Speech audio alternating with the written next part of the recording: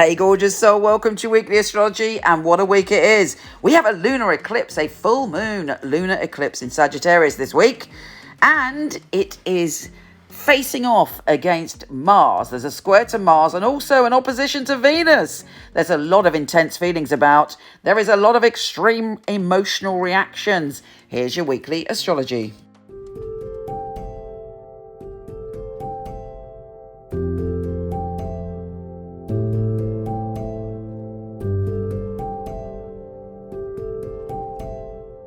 Hello, gorgeous soul. How are you doing, Gemini? If you've had your birthday recently, like my Kathy, hope you had a wonderful day. This week, well, actually, you're in your power this week, but it can be generally a tricky week. The good news is we've got the sun in your sign and it's joining forces with Venus. And even though Venus is retrograde, you're feeling loved, hopefully, and you're feeling, and actually, someone from the past may tell you how much they love and value you. But you're feeling in your power. You're feeling a bit like a magician. You have extra skills to create your reality this week and to take control of your destiny. There's some wonderful energy surging through you, and it's really good to use that energy well. Now, there could be a bit of conflict around your career or your reputation as the sun is squaring Mars, sun in your sign, Mars in your career zone. So be careful how you handle that. Know that you are a magician. Know that you are within your power at the moment, and don't get into unnecessary kind of headbutting arguments with someone around your career, because there's no winners this week for that, particularly as Mercury is going into a retro shadow.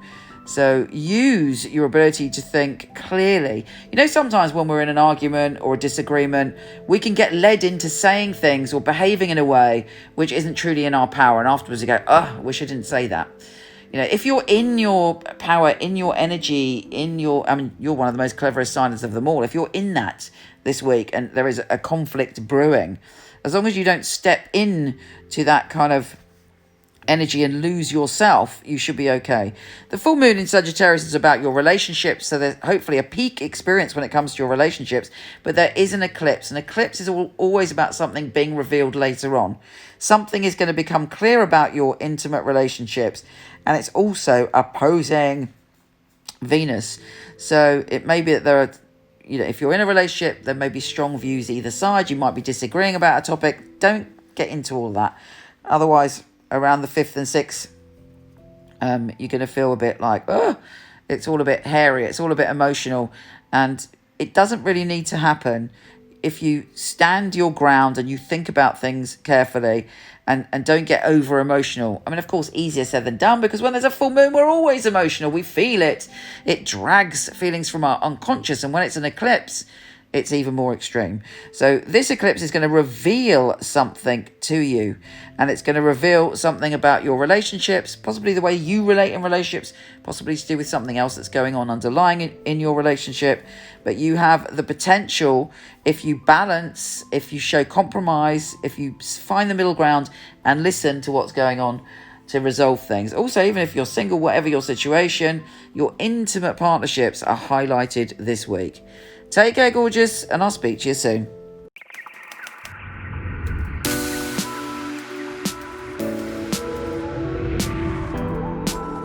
Hi, gorgeous. Before you go, check out my new film on my fabulous psychics. A lot of people ask me for readings. I don't do them anymore, but for over 20 years, I've had an award-winning team of psychics that I truly handpick. So check out the film, let me know what you think. The purpose of a reading, I feel, is very much to inspire people and to empower people. It's about hope. It's about guidance. Using a phone or being with you, it will be the same, because the matter is spiritual. It's very important for me that the client feels spirit with them. So it was a psychic reading. I don't remember the readings right after, because it's not myself giving that, it's actually coming from spirit. And it is a bit like a three-way conversation. I've got the person on the phone, I've got me, and I've got another voice that's telling me things.